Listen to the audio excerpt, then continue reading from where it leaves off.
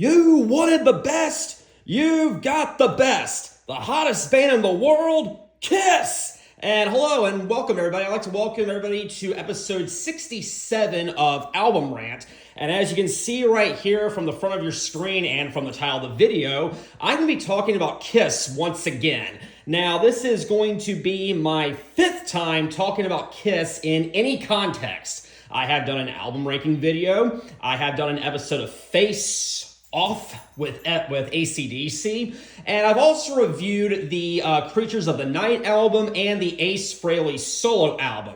But tonight, I'm going to be reviewing their very first live album, released in the year 1975, appropriately entitled Alive. But before I get started, I just want to give a quick shout out to everybody who views this channel and subscribes to this channel, because just recently, just last week, we cracked 100 subscribers. I am now up to 103 subscribers. I just want to say I am very appreciative. I could not do this without you, and it just really does mean a lot to me. So this episode tonight is for you. But anyways, as you all probably know by this point, Kiss was, and they did recently retire, they were an American glam rock band that originated in the early 70s in New York City. And I believe they played their very first concert in Madison Square Garden, I want to say. But anyways, they actually formed out of the remnants of another musical act entitled Wicked Lester, which was led by bassist and lead vocalist Gene Simmons. No, that is not his real name. That is his stage name. And rhythm guitarist slash lead vocalist Paul Stanley. No, that is not his real name. That is his stage name. But anyways, they did release, or actually not release, they recorded one studio album with Wicked Lester.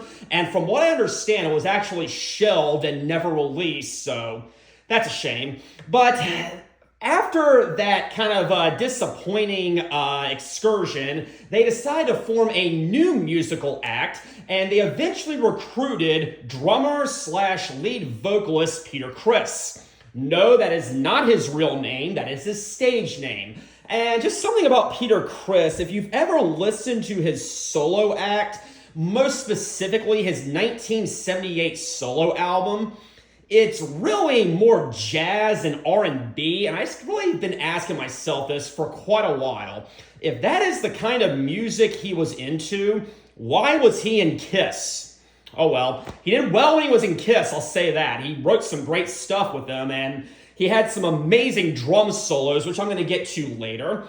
But then they decided they needed one more member, and they eventually joined forces with lead guitarist Ace Frehley. No, that is not his real name. That is his stage name. And when you put those four members together, you have the original lineup of Kiss.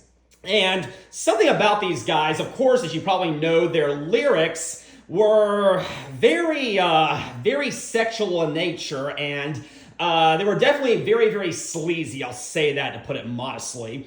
But they were also very well known for their stage theatrics. First of all, they always came out on stage in some very elaborate and very, flamboyant costumes, as you can see right there. Lots of leather, lots of spandex, but more significantly, they always, until the early 80s actually, they painted their faces with makeup, and all the makeup designs represented a very comic book-like character persona that each member adopted. So as you can see right there, Gene Simmons is the demon, Paul Stanley is the Star Child, Peter Criss is the Catman, and Ace Frehley is the Space Ace. And again, they were very well known for their stage antics. So for example, Gene Simmons would breathe fire on stage.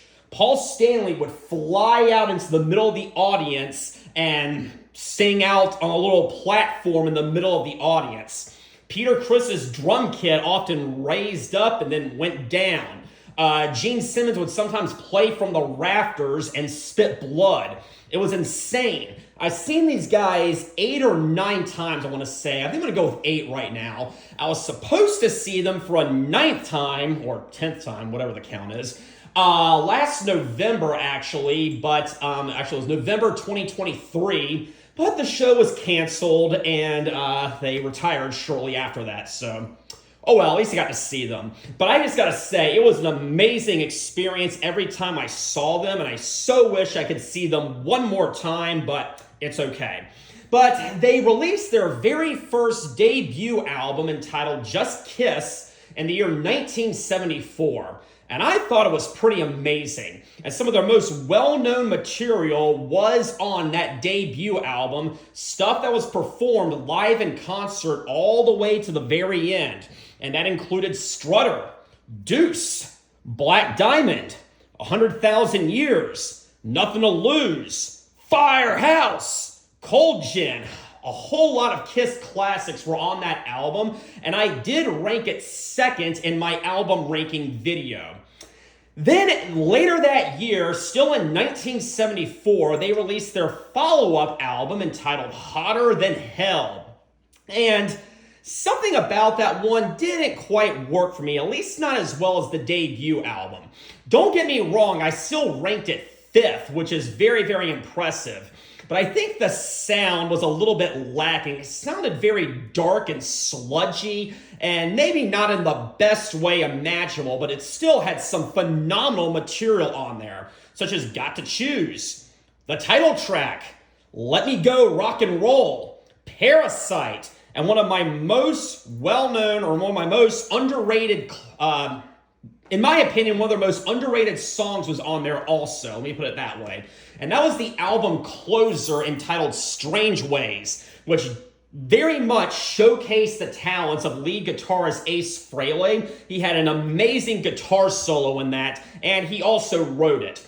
But then after that, in 1975, they released their 3rd album entitled Dressed to Kill.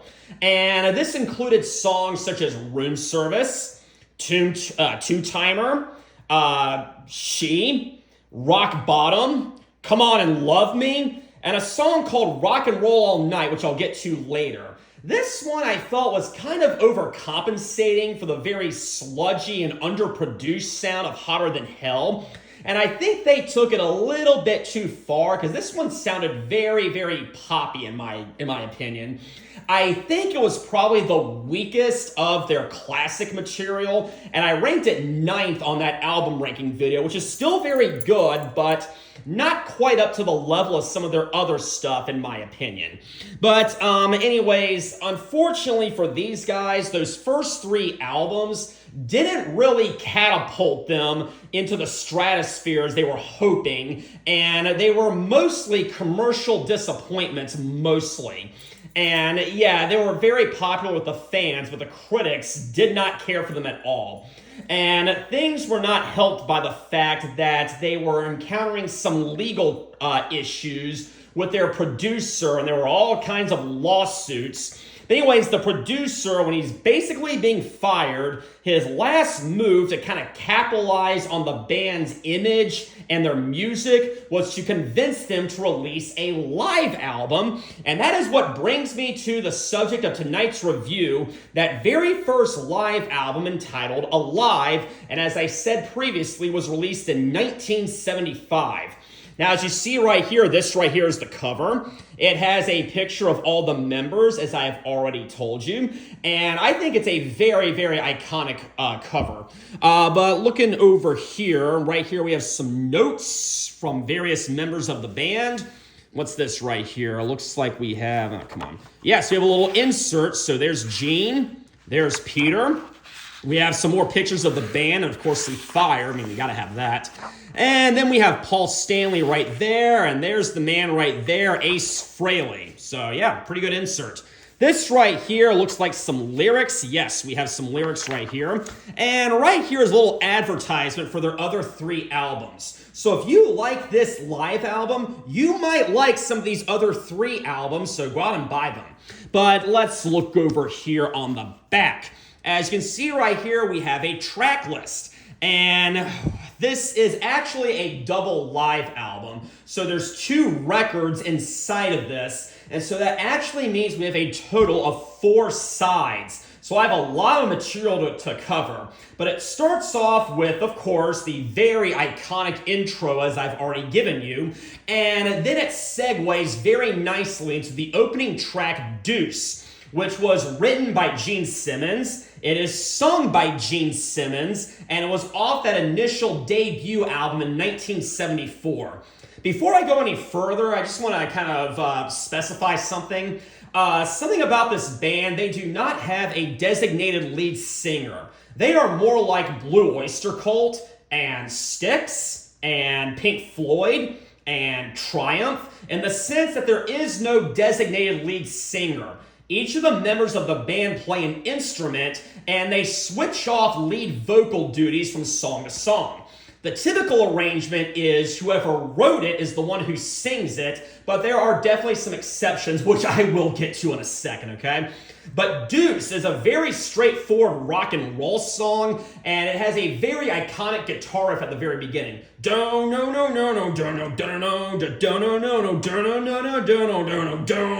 And I really love this song, okay? And like I said, it's very straightforward, but at the same time, it's incredibly catchy. And the lyrics, as I said, are very sleazy and very sexual. I've actually heard a rumor that Gene hasn't really quite decided what he meant when he wrote these lyrics, but either way, I mean, they're definitely very vulgar. I mean, we have, baby, if you're feeling good, baby, if you're feeling nice, you know your man is working hard, he's worth a deuce. I mean, use your imagination right there. But yes, this is your pretty standard verse, chorus song, and I think it's a definite Kiss classic. This was one of those songs that was played most of the times that I saw them in concert. In fact, there was only one time in the year 2013 that they didn't play this song. Every other time I saw them, they did play this. So this is a concert staple, and it's a definite Kiss classic. Then we come to the second track, which is called Strutter. And this is also originally off that initial debut album, and it starts off with a little drum intro, and then it starts swinging and kind of grooving very well. This is also a very by-the-numbers song in the sense that it has that verse-chorus arrangement, but it is still incredibly catchy. This one is sung by Paul Stanley, and it was written, I believe, by both Gene and Paul, so they both have a writing credit there. But again, this is another Kiss classic, and it's played on the radio quite often, and at sporting events, believe it or not. One time I was at a football game with some other people, and they started playing this song, and I just started singing along to it because, of course, you know, it's Kiss, and I really love Kiss. And everyone's just sitting around me going, what are you doing? How do you know this song? And I thought it was actually kind of funny. But I believe it's about a girl who kind of struts around, you know, looking really nice, looking for attention. And everybody's kind of getting frustrated by the sense that, you know, she's putting herself out there, but not fully putting out, I guess. But yeah, like I said, it's a very, like I said, straightforward song, but incredibly catchy. And you know, I know a thing or two about her. And it's such an iconic song, and I very much recommend it. Next thing is we have track number 3, which is Got to Choose, which was originally released on the Hotter Than Hell album, and it's, of course, on this live album. This one is a little bit slower, actually. It starts off, it's got a very brooding guitar riff at the beginning, and it just sort of plodges along from segment to segment to segment. But I mean, you know, it's still a pretty decent track, but I don't think this one quite grips me the way the previous two, Deuce and Strutter, did.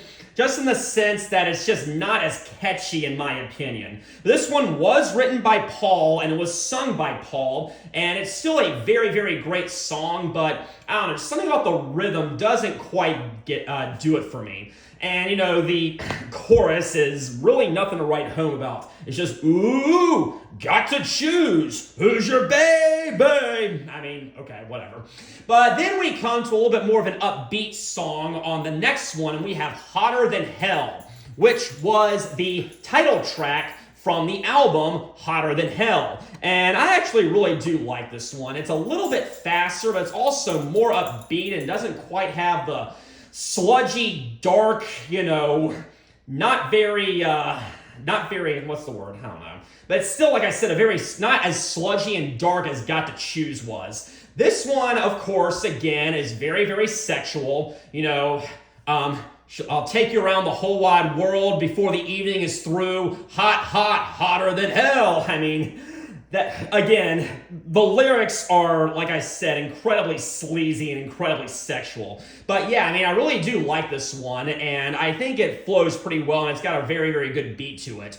But when I was first getting into Kiss, I bought a greatest hits, of course. I mean, what better way to start? And Hotter Than Hell was always one of my favorite songs off that greatest hits, and I really, really enjoyed it.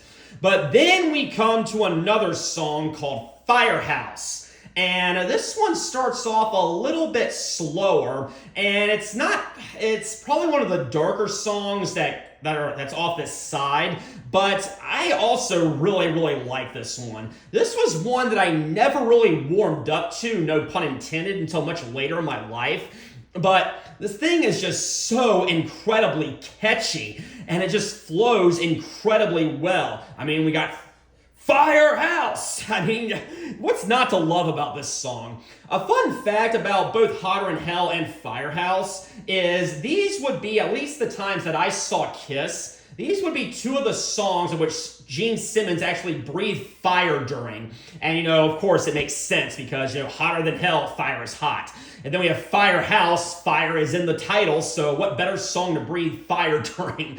But yes, Firehouse is an incredibly underrated Kiss song, and I think it's absolutely phenomenal. This one generally does not appear on those greatest hits albums, and I think it definitely deserves a spot on there. But anyways, I think my favorite from side one, it's either going to be Deuce or Firehouse. Right now, I'm probably going with Deuce, but it could be Firehouse any other day. But anyways, just kind of distinguish these live versions from the studio versions. These sound incredibly raw, and in a good way. They're very metallic. They're not underproduced, but also not overproduced. And the rhythm on these live versions is absolutely phenomenal. We have a decent amount of bass. It's not hiding in the background. The entire band is on point. I really think these versions are very, very well mixed, and I think that the sound on this live album is definitely top notch. But these first 5 songs you see right here, they don't really deviate that much from the studio recordings. Of course, except, the sound, of course. The sound is definitely going to be different. It definitely has more of a live feel to it. But the structure of them doesn't really deviate that much. So now we're going to come over here to side number 2. And it starts off with Nothing to Lose, which is originally from that debut album. It was written exclusively by Gene Simmons, and it is sung by Gene Simmons and Peter Criss, which is an arrangement that would actually never happen again. This is the one song that is a duet between Gene and Peter. And as you probably guessed it, this song once again is about sex. And it's about a guy who's gradually and persuasively trying to seduce a girl. And I know that's not very politically correct. These kinds of lyrics probably would seem outdated by today's standards, but that does not mean the song is not really, really good. And it kind of, to me at least, has kind of a 50s rock and roll vibe to it, if that makes any sense. But I really, really enjoy this one. But anyways, Gene comes in, he sings the first verse, of course, by himself. And then during the chorus, we have Gene doing the, you got nothing to lose. Yeah, you got nothing to lose. And while he's doing that, Peter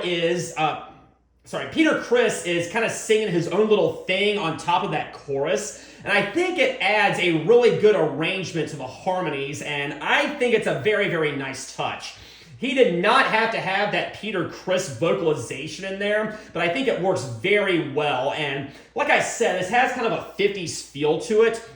And Peter Criss's very raspy voice complements that very, very well, and I think it's a very nice touch. But again, like I said, we do a verse, a chorus, a verse, a chorus, and then a guitar solo, and then back to the chorus. You know, pretty standard, pretty by the books, but it's a great song. A lot of people have thought that this song is exclusively about anal sex. And yes, there is a line in there where he says he's always thought about the back door. Yeah, I get it. But I really think that in the broader sense, it's just about him trying to get in a girl's pants. Whether she's willing to do anal or not, I don't know. But I really think it's not exclusively about anal sex. Another fun fact is, at least every time I've heard them play this song, well, let me back up. I've never actually heard them play this in concert, but I've seen them play it on YouTube, you know, videos from previous concerts. And the shows in the 80s and in the 90s, it seems that Gene started handing over lead vocals to whoever the drummer was. Okay, interesting touch. Because when I saw the videos of them playing this in the 80s during the non-makeup era when they had taken off the face paint, Eric Carr is actually singing it. He was the drummer at the time. And then in the 90s, I've heard them play a version as well, and Eric Singer was singing it, so, whatever. So anyways, the next song is going to be Come On and Love Me, which is off of the Dress to Kill album. And I think I touched on this earlier. I did not really care too much for the sound of Dress to Kill. I thought it sounded too pop rockish. Now, of course, it's not a pop rock album, but I thought the sound sounded a little too polished for my taste. This definitely corrects all of those shortcomings because, like I said, the sound on the Alive album is much rawer and much more aggressive and much more metallic, and I think it suits this much, much better. But, I mean, like I said, this one is also written and sung by Paul Stanley, and it's, again, pretty by the numbers. I've never really quite cared for this song, but I will say that it does sound much better on this album. But then we come to Parasite. I really love Parasite. This is the very first song on here that was written by Ace Frehley. Now, around this time, actually until 1977, Ace was quote-unquote insecure about his singing abilities. So the songs he wrote, he would have somebody else perform lead vocals, and in this instance, it was Gene Simmons. Now, Ace would eventually start singing in the late 70s and early 80s, but I gotta admit, he is probably the weakest singer out of the four, so I kind of understand where he's coming from. But still, this song is just bizarre. It's got a very, very creative guitar riff, in my opinion. I mean, it's just like and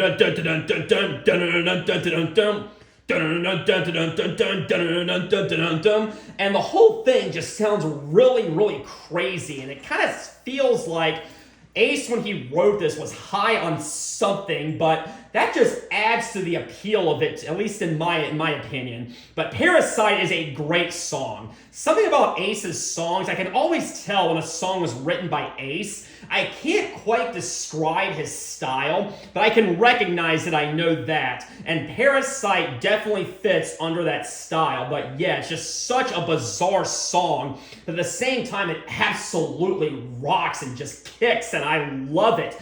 But yeah, I mean, Gene is on point here. He does a great job singing it. And of course, Ace's guitar work is top-notch as per usual. But then we come to side 2 closer, and it's a song called She. And this actually originated from the Wicked Lester days, and this was found on the Dress to Kill album initially. Now, again, as I said, I didn't really care for the Dress to Kill album, but the song sounds way better on this Alive Live album, and I really gotta give it credit. The guitar riff is, it's kind of slow. It's kind of going do-no, do-no, do-no, do-no, do-no, do-no. And I mean, it is a really good guitar riff, and I really got to give it credit for that. I really, really do love the rhythm of it. It is much slower, and it's kind of got a bluesy feel to it, if that makes any sense. I wouldn't call it a blues song, but it definitely feels kind of bluesy in my opinion. But yeah, I mean, it sounds a lot better live, and I really love that.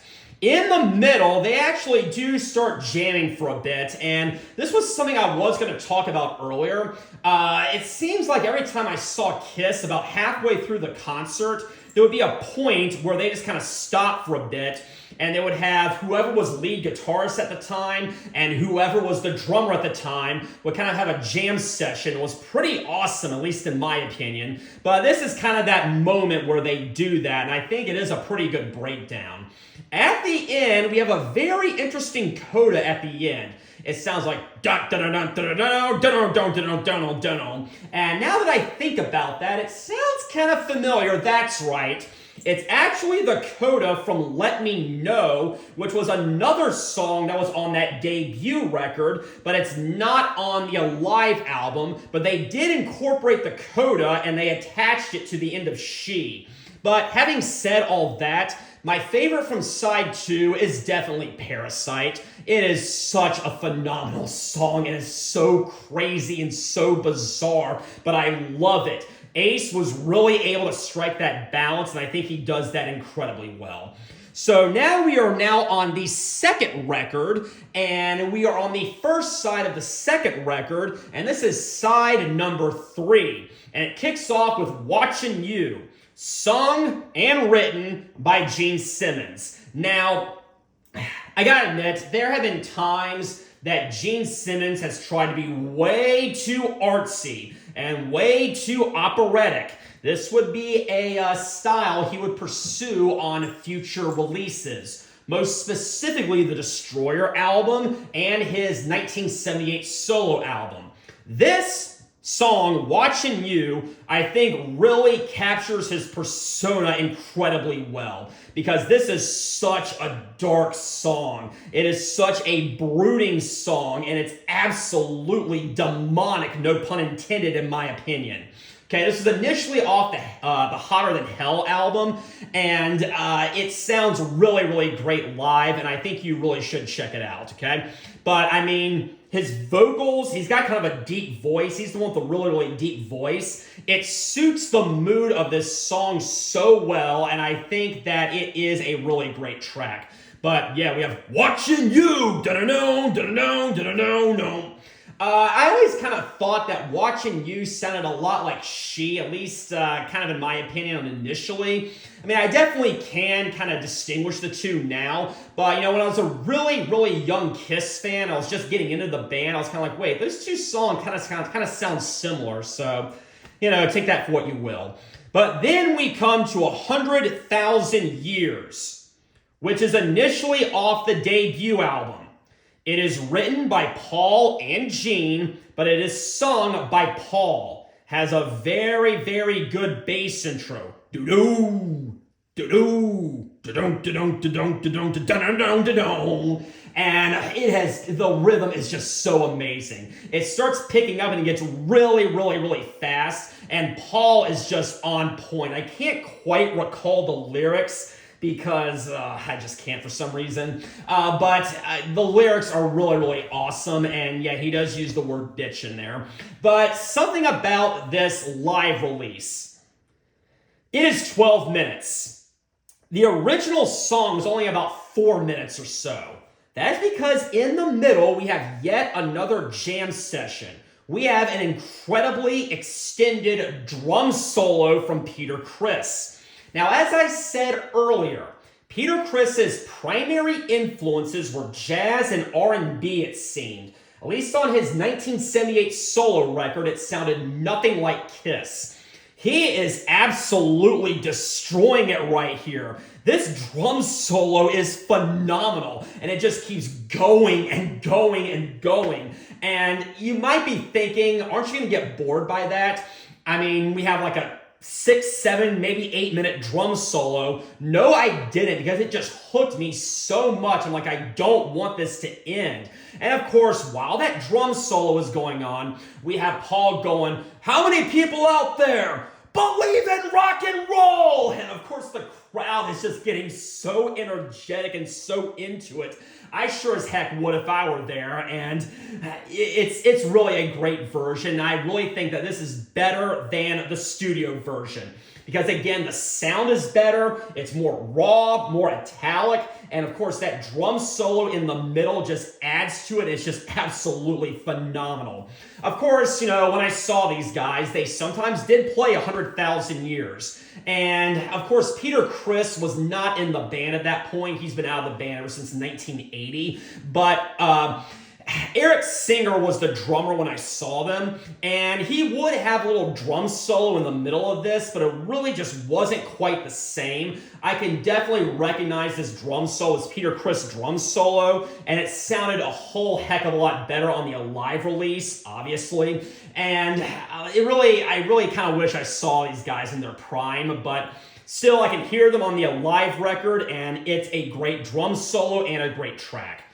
Then we come to Black Diamond, which is, initially, it was the closing track to the debut album in 1974. It is written by Paul Stanley. Paul Stanley sings the little intro and goes, "Out on the streets for a living, pictures only become, ooh, got you under my thumb. Hit it! Don't, no, no, no, no, no, no, no, no. I may have said that incorrectly. I did my best, okay?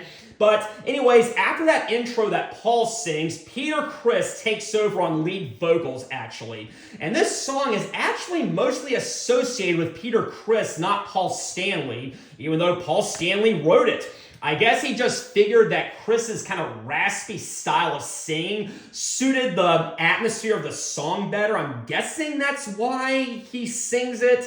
I could be wrong, but whatever. It is a tradition that this song is always sung by the drummer. Eric Carr would sing it when he was in the band, and of course Eric Singer sang it ever since he joined, and I guess ever since 2003-ish, he sang it all the way until the end of the band's tenure, and that's pretty impressive. But yes, this is an amazing track. I didn't quite warm up to it initially, but over time it grew on me, and I absolutely love it. And of course that chorus, ooh, Black Diamond, dun-dun-dun, dun-dun, dun-dun-dun, dun-dun. And I really do think that kind of the contrasting segments of this song work very, very well. I mean, we have, again, that intro that's kind of mellow, kind of melodic, sung by Paul. And then we have Peter Criss coming in, and he's also sounding very raspy, very jazzy. But in the chorus, like I said, when he does the ooh, Black Diamond, basically the entire band is singing that, and it sounds so thunderous and so ferocious and just so incredibly awesome. I definitely recommend Black Diamond. And I think that is my favorite track from side number 3. Finally, guys, we have side number 4, and we have Rock Bottom.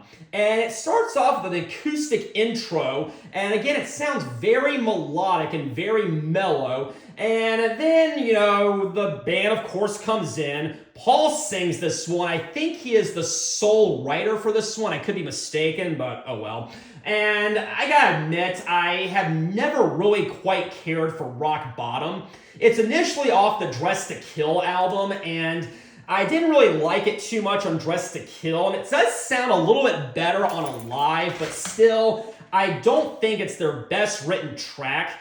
I mean, like I said, we have the intro, then we have the rest of the song, and I just don't think those two segments go as well together as maybe some of their other stuff. The track itself, the song itself, is very upbeat and not very dark or anything, and we had kind of a dark intro, and again, we have quite a contrast there, and I think it doesn't quite go as well together as it could have, but still, pretty decent song. But then we come to quite possibly one of the greatest Kiss songs ever, Cold Gin. Just like Parasite, this was written by Ace Frehley. It is sung by Gene Simmons, because Ace Frehley was insecure with his singing abilities at the time. Paul has a little intro where he's talking to the crowd. He's talking about, I know there's a lot of you people out there who like vodka and orange juice, because of course the song is about drinking. This has been ranked, from what I understand, one of the greatest drinking songs of all time, and I can definitely see that. But then, of course, Paul's trying to get the crowd all fired up, and he goes, when you're down the dumps and you need something to cool you off, there's only one thing that's going to do it the way you want it. Cold gin! Cold gin! Cold gin! And I may have said that incorrectly. I did my best, though. But then we have a really great guitar solo or guitar intro by Ace, and he is just showing off big time, but in a good way. Then that riff comes in. I love the riff of this song. Dun-dun-dun-dun-dun-dun-dun-dun-dun-dun. Dun-dun-dun-dun-dun-dun-dun-dun. It's just so funky and so bizarre, but at the same time, it works so well. And like I said, I can recognize Ace's songwriting, but I can't quite describe it. You have to hear it to believe it. And the song itself, from what I understand, it's about a relationship, and it's kind of rocky, but the only thing that's really keeping them together is drunk sex. Yeah, they get drunk on cold gin, I guess, then they have a night of passionate lovemaking, and they feel much better in the morning, because, you know, it's cold gin time again. You know you'll always win.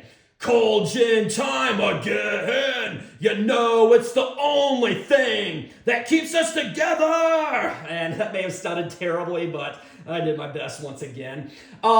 They have played this many times when I saw Kiss in concert. Not every time, but definitely more than half. And I had a blast listening to them play this song. And I was banging my head, pounding my fists, singing along. It was phenomenal. I have seen Ace's solo career once. He was opening up for Alice Cooper. That was a great show. He played this on that tour, and I once again had a blast with it. So I've heard Gene sing it. I've heard Ace sing it. I think Gene's a better singer, but Ace is obviously a better guitarist than Gene is a bassist. But no matter what, this song is phenomenal, one of my all-time favorites. Okay, guys, now we come to that song, their signature song, their anthem about rock and rolling all night and partying every day, which is called Rock and Roll All Night. Obviously. And yeah, we've all heard this song. This song is on the radio all the time. It's incredibly overplayed, but just taking it at its merits, it's not a bad song at all. We have a very good drum intro. Peter's just going dum dum dum dum dum dum. Band comes in dun dun dun dun dun dun, and we all know the chorus. I mean, let me back up. This one was written by Paul and Gene, and it was sung by Gene. And you know, we have a chorus, and then of course, we have a verse, and then we have the very iconic, very very well-known chorus. You keep on shouting, you keep on shouting. I wanna rock and roll all night and party every day. Such an iconic song, such a very, very well-known song, and of course it's gonna be on this album. This is one of the maybe 6 or 7 songs that they played every single time I heard them, which, of course, why would they not play it? Now, something about this live version. The studio release was actually much shorter. The studio release has a verse, then a chorus, then a verse, then a chorus, and then it just kind of fades out. This one expands upon that. After the second chorus, we have a guitar solo. That guitar solo was not on the original studio release. It wasn't, and I think it's a very, very welcome addition. Then we do another chorus, and then we have an outro where it goes dun-dun-dun-dun-dun-dun-dun-dun. Now, if you have heard the Dress to Kill album, you might recognize it. That is actually the outro of a song called Getaway that was on the Dress to Kill album. Obviously, Rock and Roll All Night initially faded out. They cannot fade out in concert. So they had to have a way to end the song. So I guess they thought that the outro to Get Away kind of went along with Rock and Roll All Night. So they kind of attached that at the end, and that is what ends the song. I think it works pretty well. But at the same time, I'm kind of asking myself, doesn't Ace deserve a writing credit now? Oh well. But then it all ends with Let Me Go, Rock and Roll, which is a very, very straightforward number. It's actually kind of a very silly song. It's sung by Gene, and it's written by Paul and Gene, I want to say. And this is kind of Rock and Roll All Night before Rock and Roll All Night, if that makes any sense. They're obviously trying to write a party anthem, and they first attempted it with Let Me Go, Rock and Roll, which, by the way, was on the Hotter Than Hell album. This was the one single from Hotter Than Hell, and I don't think it charted very well. So I think they really wanted to write a party anthem. Just the first time they did it, it didn't quite hit the mark like they wanted to.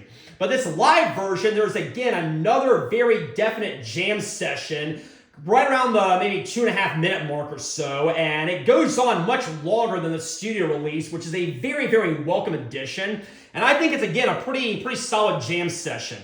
And then it ends, and I think it's Peter Criss at the very end. I think he goes, Kiss wants you, yeah, or something. I might have said that wrong, whatever. But again, it's a very, very solid live version. But to be honest, my favorite track from side 4 is definitely Cold Gin. There was never any question it was going to be Cold Gin. One of my favorite Kiss songs of all time. And this is one of my favorite live albums of all time. And do I recommend it? Absolutely. This is Kiss at their very best. Now, there have been rumors out there that this quote-unquote live album is not really as much live as you might think. Apparently, there was a lot of studio tampering with it because the band themselves in concert would make a lot of mistakes. They would sometimes miss their cues. They would sometimes sing out of key. Yeah, I can relate to that. And they really had to clean up a lot of the mistakes in the studio. So, is this really a live album? Define a live album. I'll leave you with that. What is a live album? So there we go. But regardless, it sounds amazing, and I think you should check it out. There's great music on here, and that is ultimately all that I care about. So anyways, thank you all very much for joining me tonight. Next time, we're going to witness an invasion, but until then, have a very pleasant evening.